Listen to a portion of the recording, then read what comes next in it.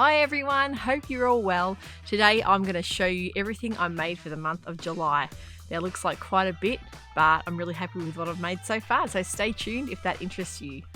Decided to bring you out in this beautiful, warm winter sunshine. It's chilly, but the sun's out, the birds are out. If you hang around to the end of the video, I'm going to show you some sound of some kookaburras that I actually caught laughing just before I was ready to start filming, so I hope you enjoy that. We are lucky where we live. We're about, probably about 80 kilometres from the heart of Melbourne in the country kind of area, so we get a lot of bird and wildlife around here, and we actually probably about 500 metres across the road, we've got a lot of bushland as well, so we go walking there quite often. And we have echidnas, there's wallabies that are also in there, we've got a lot of possums, so a lot of wildlife, a lot of snakes as well in the summertime especially, but we have so much bird life out here. As I say, the kookaburras, we have cockatoos, we have rosellas, so we are really lucky where we live that we are enough out in the country to experience all the wildlife. And we also have Phillip Island, which is about half an hour from where we live, which is a sanctuary for koalas as well. So you do quite often get to, when you get to drive through that area, and you'll see a lot of koalas up in the trees. So hopefully one day in the near future, if we can ever get out of lockdown, I will film a bit of that one day to show you. I'm sure you'll enjoy that. So getting back to sewing, of course, if you are interested in making your own wardrobe and you enjoyed my content, why not think about subscribing? All you need to do is hit the little subscribe button, notification bell. Month of July was amazing. Of course, we hit 5k subscribers, which was incredible. I just want to thank all the pattern companies and fabric shops as well for sponsoring that. We had a blast, and a lot of you had let me know how happy you were.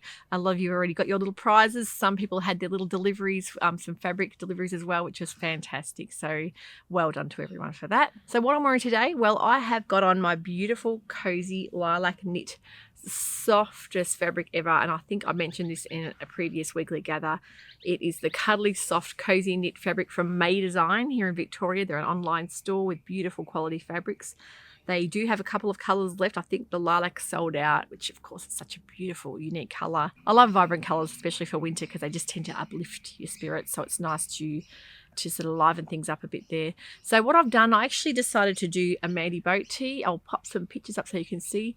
This is a Mandy boat tee, but I actually did a little bit of a hack, and I wanted to do a soft kind of almost a cowl neck, but not quite. I used the Hazelwood Tazuti pattern neckline, and I added that onto the Mandy boat tee, and it worked really well. I was really happy with how it came up. So it's so soft and cozy, but warm, but also drapey, and the right length for me to wear over some ponte leggings. I think it's just comfortable, but also looks really nicely put together as well. So yeah, really happy with that little hack. And of course, I've hacked the Mandy boat tee into so many different things before. It's a free pattern from Tazuti if you've never used it. It's one of my most made tops ever, and really, really popular. You can see why online when you look at all the hacks people have done. You can do side splits as well. You can lengthen it to a dress style if you like to. So it's never-ending options for that, and a really quick, easy make too. Now, the start of the month for my birthday, I actually made myself a dress, which is the Mason sewing Deo dress. Now, you may remember this one. It was a really pretty little dress with the bishop sleeve with the shearing. I hadn't done shearing for quite a few years, and it was really, really easy to get back into. Gives you that lovely elasticated look. And another tip too that she does mention is when you have done your shearing and you want to shrink it in, you put a hot iron over the elastic and it brings it all in nice and tightly. The great thing about that is it gives you the fit, and it brings the waist in without having to do any zips. There's a little button hook and eye at the back, but you've got your elastic around the waist, so it gives you that lovely shape.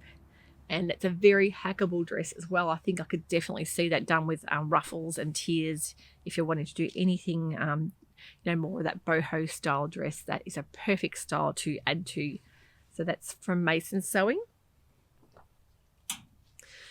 I also made a gorgeous boiled wool coat. The Bosco Bolito colour is gorgeous, dark bottle green from Tazuti. They kindly gifted me this beautiful fabric. It's so luxurious.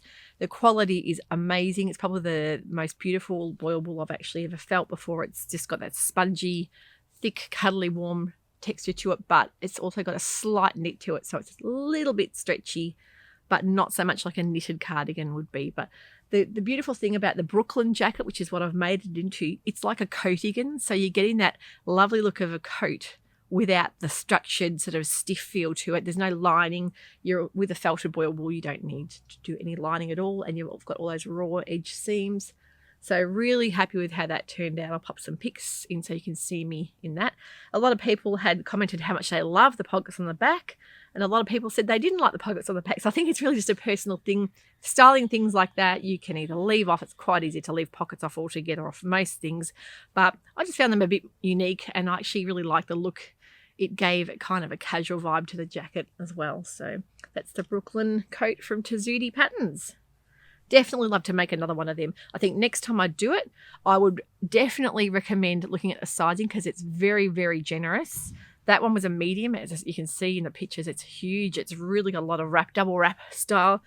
So this is the small to medium, I should say. It does come down to petite sizes as well. So definitely look at the length of the coat. Look at maybe even, I actually got my Berlin jacket out and measured up against the pattern, and I saw straight away it was a lot roomier than the Berlin. So even if you've got a favorite jacket in the wardrobe and that you like the length and the fit of, measure that up against the pattern pieces to make sure that before you cut into your beautiful fabric that it's going to be the right kind of fit, because you don't want to be, this is the kind of thing with the felted boil wool, you've got all those external exposed seams. You don't want to be having to take it in because it will affect the style and the look of the garment once it's finished. So be really careful with that. But a really easy make jacket, perfect for beginners. And if you're like me and you don't want to bother with lining, this is a great one to go for. Now, my most worn make of the month so far, of course, because we're back in lockdown, is the Cozy Jamie Ready to Sew cardigan. I've made this from Wattle Hill Fabrics. A beautiful chartreuse colour quilted fabric, quite thick, but not to the extent where you can feel the quilting, even though you can see the stitching through it. And it is really grubby. As I say, I have worn this nearly every day, especially when I've been out for the walk with the dog. I've just thrown it over, and I've loved the way it's come up. And I've put little bamboo buttons from Arrow Mountain Design as well. Love their buttons. Definitely want to make another one of these. I've got a cream, really thick scuba fabric. I'm thinking about doing one of these as well. And I just like the fact that it's like a boyfriend style cardigan, but it has a little bit of shape to it. It's not too long, but I love the shaping design. I love ready to sew patterns. They always come up beautiful. And that is such a great color to wear. I found it just about goes with everything in my wardrobe. It really has got that ability to blend in with just about every pattern that I've got. And also it goes with so many colors. It's like a staple kind of color to have. Khakis and greens are great for that, to throw back things in your wardrobe if you get sick of things like, you know, your black and your navy and your white. So always think about green as a base color. You may remember back in my March fabric haul, I bought this beautiful Swiss dot Dobby fabric from Spotlight with this beautiful, I think it's a hyacinth pattern. I'm not really sure what flower. It looks like a hyacinth or a blossom. Could be a cherry blossom, but love the almost the Japanese kind of feel to that fabric. It's a really like a light, almost voile fabric, but yeah, really pretty. This is the Mocha Patsy, I think, correct me if I'm wrong, but I think it's a Mocha Patsy pattern, and I love that gathered yoke. I love the fact that it sits just above the bust, so I didn't want it to be under the bust because I can feel a little bit maternity sometimes, and having had 5 kids, of course, I don't want to look pregnant anymore. I'm well over that.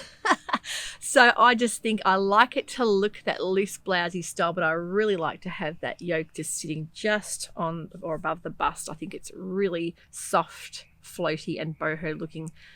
Definitely want to make more of these, and that would be it'd be a fantastic dress. I think if you lengthen that and even had a short sleeve for summer. So hadn't made any mocha patterns before, but I think it was Lynn one of my followers had said she'd made mocha patterns before and been really happy with them. And they are on Etsy, I think, or the Makerist sites that you might find a lot of independent patterns that aren't too well known. There are a lot of those indie pattern designers on there. So I'll link all these patterns below so you can, if you wanted to go ahead and purchase any, that you can easily find them. And if I can find the fabric still available for a lot of these, I will also link that to make it easier for you.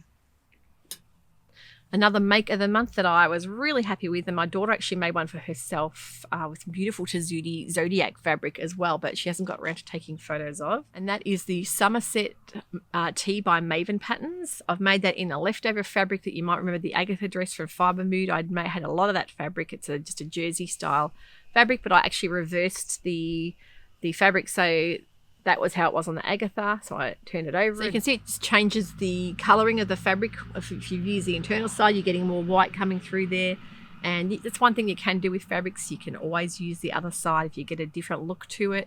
Gives it a bit more of a unique feel. And if you've got the fabric, you've made it up in something before, you want something different, definitely think about reversing the fabric to give a bit more of a different colour. So I love the fact that the Somerset tee can be made in 4 different styles. You've got that beautiful bishop, really high cuff bishop sleeve, beautiful fit on, not a really generous style top, more of a streamlined looking top with a beautiful boat neck as well, but very, very elegant for wearing out, even popping on with a pair of jeans as well. I think Jane from Loopy Mabel's Closet had made a few of these and loves them, been raving about the actual pattern itself. So I would definitely like to make more of these in more staple, plain basic colours as well to throw back into my wardrobe.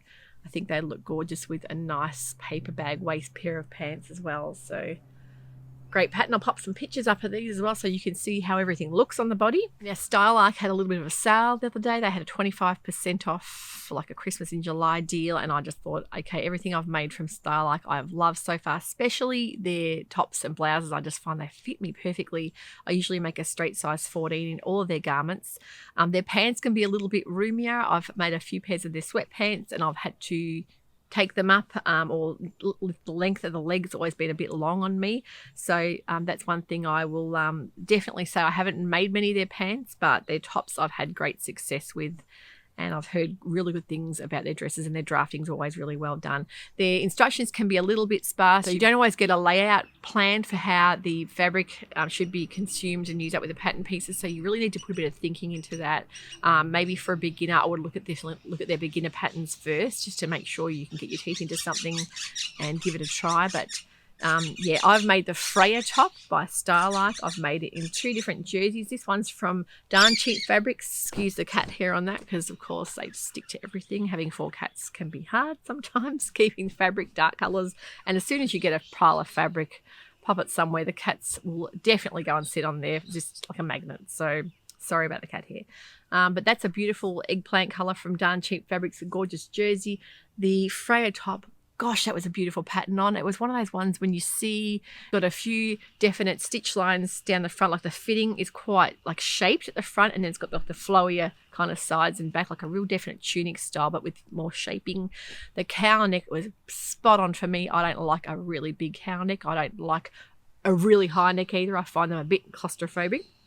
But the Freya I just thought was spot on, perfect. Loved it. Loved the style. Loved the neck. I'll pop some footage so you can see me in this one as well.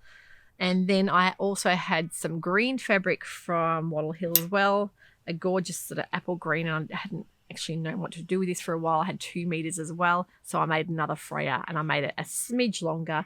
This isn't quite as drapey as the eggplant color fabric, but still just a beautiful top to wear. It's casual enough that you can wear with a pair of like pleated pull-on sweatpants or leggings. I love my Ponte leggings. I've got a pair of ready-made ones. I don't buy much off the shelf anymore. I do make probably about 90% of my own clothing, but I love this particular brand of Ponte leggings, and I just think they are just so comfortable. If you sort of know that you know what you like and you stick to it sometimes, rather than putting effort into making a plain black pair of Ponte leggings, I would sometimes rather buy them and put more effort into making the things that I think stand out more. But that's personal, and if you can't find what you like in store, you have to then go ahead and try and make things to cater for yourself as well, especially with sizing or with fabric quality and things like that. I think it's fine to go ahead and buy things if you know they work for you, but the beauty of sewing is that we can cater things to our own size, colour, shape, whatever we want to do there. So yeah, definitely make things work for you, and don't stress yourself out thinking you have to make absolutely everything. I think just it's meant to be a relaxing and enjoyable hobby to get your creative juices flowing and to kind of zone out with. So if you're putting extra stress and pressure on yourself to make everything, it kind of defeats the purpose. So yeah, sometimes I really don't mind buying the occasional thing like that. But yeah, the Freya top, love the pattern, and highly recommend the pattern. Made the 14, and I didn't show you the sleeve detail. It's got little pin tucks on the sleeve, little pleat there. Really pretty and really easy to hack into a short sleeve. Can definitely fiddle around with the design element there and cater it short and lengthen it, whatever you like. But Love it. Love the Freya top. Definitely recommend that one. 2 more to go. I'm nearly there. You can see I've been busy. And a lot of things a couple of things I haven't worn yet. Just the fact that we haven't been able to go out anywhere. But most of this I have worn, especially the Freya tops and this Mandy boat tee. I've worn this a lot. Now I've been looking at this style dress for a while. This is the Alice & Co iceberg dress. I found this really pretty striped fabric with all my colours in it from Darn Cheap Fabrics here in Victoria. Darn Cheap Fabrics have got a fantastic online store there. They post things out really quickly. I love that about them. They always put a little gift in there as well for you. So I can highly recommend that. Really affordable, good quality fabrics. This is a beautiful brushed jersey. It's I think just a polyester brush, but really cozy feeling, almost like the coziness of this, not quite as soft as this one, but really cozy knit. Got enough stability in it to, I think it does a perfect dress. So that is, I'll show you some video and some pictures of me modeling this. Love this. I think the beauty about this is it looks like it could be a bodycon dress, but if you're like me and you don't want to have everything clinging around the middle, you're going to love this dress because it's got the negative ease around the middle, but it's firm enough everywhere else. It gives you a beautiful shape. So definitely think about trying the iceberg dress. I love it. I want to make all the different necklines because when you buy the pattern, you get all the bonus add-on necklines. I think there's about 4 or 5. There's a square neck, there's a scoop neck, there's a offset like diagonal neck. There's also sleeve hacks. You can do a puff sleeve, you can do a bishop sleeve. They've really given you a lot of different options there to get really creative with. And of course, lengthwise, you can either make it shorter or longer. It just hits just on the ankle, which I love. And it's reminiscent of those tube skirt style dresses I wore back in the 80s with the little ankle boots. So everything does come back around again. I love the fact with this dress that you can dress this down with like a little denim jacket quite easily, or you can make it look really classy with a blazer. You can put a belt on it around the middle. You can really do quite a bit with it. For years, people have said stripes are not flattering. Stripes make you look wider. I don't believe that. And I remember watching Gok. I don't know if anyone watches Gok, and he does his different styling. He takes women out and helps them get dressed up and feel really good about themselves. I remember once he actually pointed out that stripes can actually camouflage the bits that you want to hide because they actually draw attention away from the bits that you don't like, and the actual pattern itself pops out, and that's what you're looking at. It's what you're drawn to. So really think about stripes. Don't be put off with them, and especially a large, thick horizontal stripe. That can look amazing. I've seen so many people do a beautiful black and white, really thick stripes that looks beautiful and flattering on the body. And yeah, definitely think about a print. I think a basic colour in this will look fantastic as well. Really, you can get quite creative with this. This is a Alice & Co iceberg dress. So loved the fit of it. Shoulders were perfect. Sometimes I have trouble with my shoulders. I might have to do narrow shoulder adjustments, but I didn't have to for that one. The bust was great. So yeah, everything fitted me perfectly in this dress. I used the double stitched twin stitching around the edges to give it that nice professional look. But you don't really need a split in it. It hasn't got a split because that's one thing you do have to watch when you have those sort of tight fitting dresses around the bottom, that you have to sort of wiggle along like Morticia Adams. You don't need to do that because it has got enough room there for you to walk quite easily without the split. But yeah, you could quite easily put a split in if you preferred to as well. So yeah, love that dress. Want to make more of those. And my pièce de résistance would be my beautiful Parpee fabric from Wattle Hill Fabrics. Again, one of my favorite online stores for knit fabrics. This fabric was just calling out to me. I love the mustard. I love the softness of the Parpee fabric. They do recommend you pre-wash this with a little catcher so if you can catch any dye, because they're so highly concentrated with the dye. Sometimes they can bleed a little bit into each other, but when you put that little catcher in and pre-wash it first, you won't have a problem with that. It washed up beautiful. Now this, I was in I was in 2 minds what to do with it. I looked at the Nina Lee Southbank dress. I looked at the iceberg dress. I only had 2 meters, so I had to be really careful. And I wanted a high neck style, well, not sort of in the middle, not too high. And I thought, I've got a pattern here, the Megan Nielsen Jarrow top, that I could quite easily hack into a dress. So I used the high neck version of that, and it has got the beautiful split cuffs as well. Something really different, a different unique style there. And then I just lengthened it to just past the knee, tried it on a few times. It was huge. It actually looked like a bit of a potato sack at first. And then I just kept pinning till I got the right kind of shaping around the waist because I didn't want to make it too fitted. I didn't want it to be tight fitting dress, and I wanted it to be a sweater dress that was relaxed but shaped. So that's all you need to do sometimes. Start off with a base and then turn the dress inside out or even use another top that you might have in your wardrobe to sort of mimic the shaping around the waist. And that way you can really cater it and basically draft your own style dress, or use a favorite top, a favorite pattern, and make yourself a dress that you love out of that. So the neckline's great because it's a loose middle neck, so it's not too high, not too low, but it drapes quite nicely, so it's not too annoying. It was a really, really easy make. I made that in a couple of hours and love the fabric. So it's not the cheapest fabric in the world, but you can see when you feel it against the skin, it's a French terry. It's not a thick, fleecy French terry, but it's got enough weight and density in it to hold the shape of a dress quite easily. So love that with tights, love it with little boots, and I love the colorway. And I know she did have a teal colorway in this as well, which is beautiful, but I can highly recommend Papi Fabrics. And the great thing about them, they do have a beautiful range there that people make for the kids. It's all very gender neutral. There's mainly all like a lot of greens and taupes and greys. And I think that's just fantastic because especially if you're making for a baby and you don't know what the sex would be, you don't want to have gender specific colors. Those kind of colors are always really suitable for everyone. So that was my makes for July, quite a few there. I'm going to try and slow things down a little bit for the next month, but I have got a couple of things and a couple of pattern designers who've reached out to me and said that they would love me to make some of their patterns, and a couple of them have given me some patterns to try and see what you think. And I'm all about promoting indie designers. I think it's great to spread the word if you find a pattern that you love. Great instructions as well. I think it's really worthwhile me being very honest and giving my honest opinion and bringing you those reviews. Especially when I've already made them and worn them a lot. I think that's really important. If there's anything you'd like me to sew for the next coming month, please pop them in the comments below. I'd love to hear all your feedback every week. If there's something you are dying to see me sew, let me know because I'm quite open to that. I've had a couple of people message me or even email me with patterns that they would love to see. They haven't seen any reviews done and they wanted to know if I've made them, and it's given me some little ideas as well. So very happy to hear that from you guys. Thank you for tuning in today. I will see you very soon for a new episode. Take care and bye for now.